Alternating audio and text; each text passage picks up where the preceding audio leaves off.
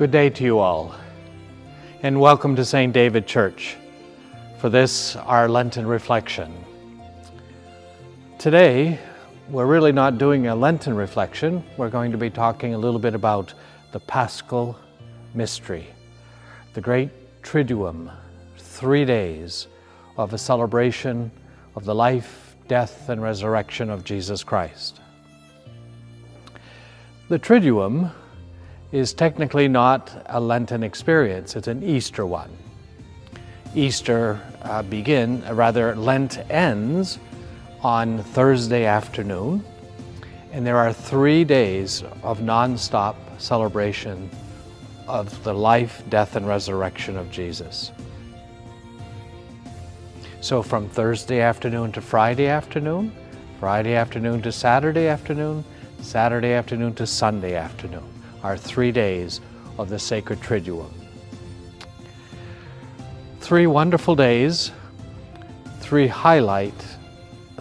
days where we highlight this great Christian experience. It is indeed the high point of our Christian experience. We begin on Thursday, the feast of Holy Thursday. There we remember Jesus' Last Supper.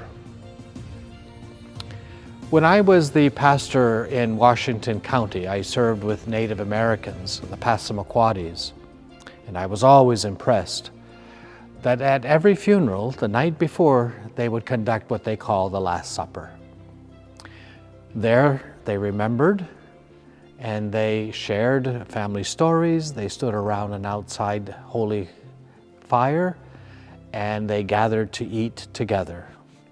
Is there anything more fundamental to the human experience than sitting around the dinner table?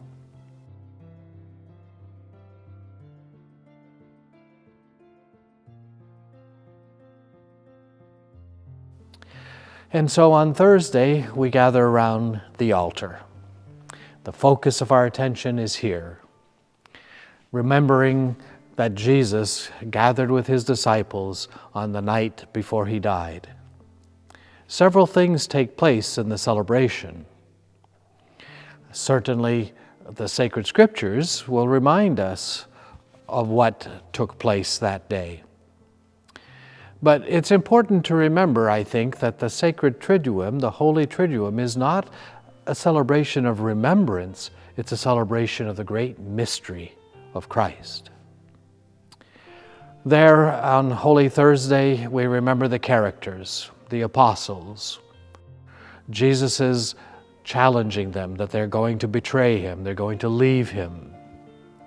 He gives them an example of what it is that he expects of them.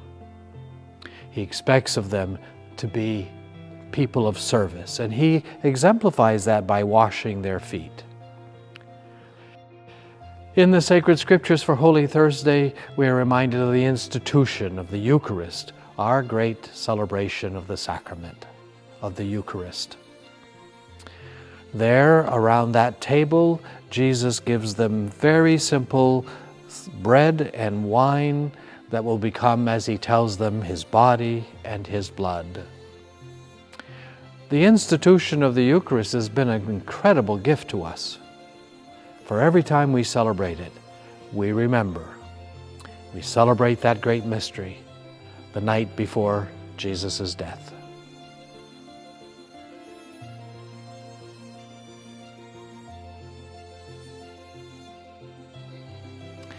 And so Holy Thursday, as we begin the great Triduum, we do not leave with any closing. Rather, we take the Holy Eucharist and we bring it to an altar of repose while the rest of the sanctuary is stripped in preparation for the death of Christ. Holy Eucharist, service, remembering the love that Jesus had for his disciples. Some of the great moments for us to celebrate during Holy Thursday. So, as the story tells us, we leave that holy room, that upper room, where Jesus celebrates the Last Supper with his disciples. and we move on to the celebration of his death.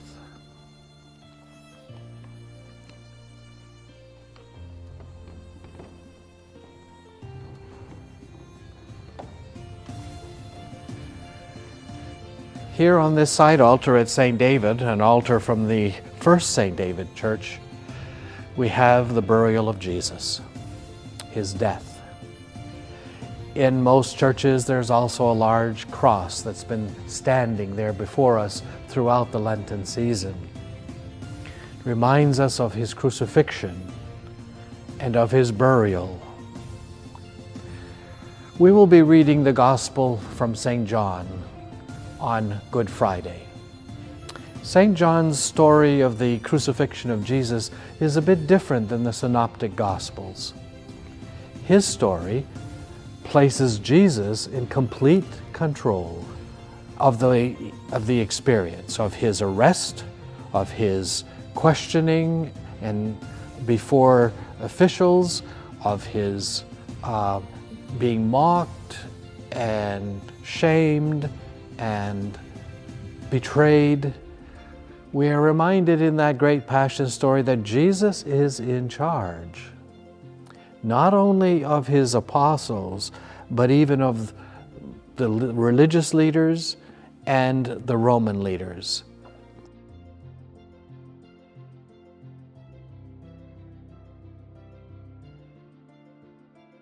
He undoubtedly shows us that his plan for salvation will be fulfilled. And it is in that lying in death, it is in the wounds of the crown of thorns, it is in that brutal and violent death that Jesus willingly accepts his mission to save us from the very same power that brings him to the tomb, death. And we are reminded that that sacrifice saves us from the power of sin. Good Friday seems a bit odd, doesn't it? On such a brutal and violent day that we remember his death, that we call it Good Friday. But once again, let us remember that the celebration of the Triduum is the celebration of a mystery. It's just not remembering or going there to reflect upon what happened, but what is happening now in our lives, how Christ is saving us through the power of death, that he self-sacrifices to remove our sinfulness. And so let us pay attention to the characters once again in the Passion story on Good Friday. There are several interesting characters, but if we'll take a note how Jesus is at peace and is at serenity, and that he is the one in charge. He is the one self-sacrificing. The others are characters in the story. Once again, we leave in silence, and the celebration will continue on the following night, the Easter Vigil.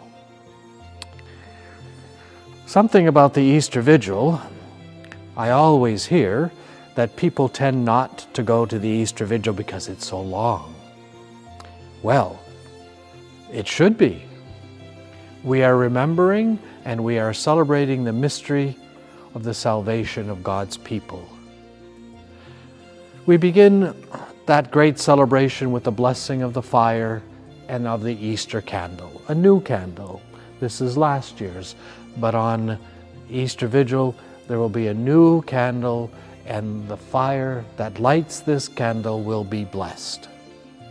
And this candle will be a reminder to us of the light of Christ, brought into the world to help us and to save us. And so we begin usually outside, if the weather is cooperative, of course, and we bless the fire, which is then used to light the Easter candle, carried in procession into the church, to the front next to the ambo, and there we will proclaim our Easter proclamation, the Exultet, as it is known, the great declaration of what is happening at Easter. Then we will hear several readings, a great history of our faith, a great history of salvation. Reading after reading after reading, we are reminded of that great story that begins in the Old Testament and comes to a fulfillment at the resurrection of Jesus Christ. After the great readings and the great reminder of this history of our faith, we then bless the water used for baptism. Baptism is so fundamental to us. It is our initiation into the life, death, and resurrection of Jesus. So the water that will be blessed will fill this font, will be used to baptize children and adults. This water will then be taken home by many parishioners, and when they are in need of that sacred water, that blessed water of new life and regeneration, it will be available to them in their homes as well. The water, the cleansing, the new beginning, the freshness of this event that we call baptism. After the blessing of the water, the liturgy continues as usual with the great alleluias and the glory to God and the singing and the songs, lifting our spirits, rejoicing once again in the mystery that we call the Paschal mystery, the life, death, and resurrection of Jesus.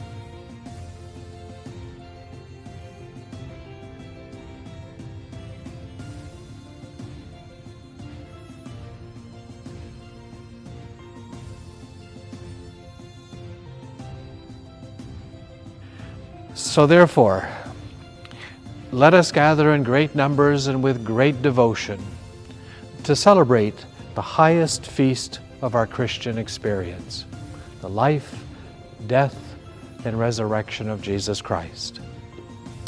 Let us rejoice in this great gift that God has given us in the Paschal mystery.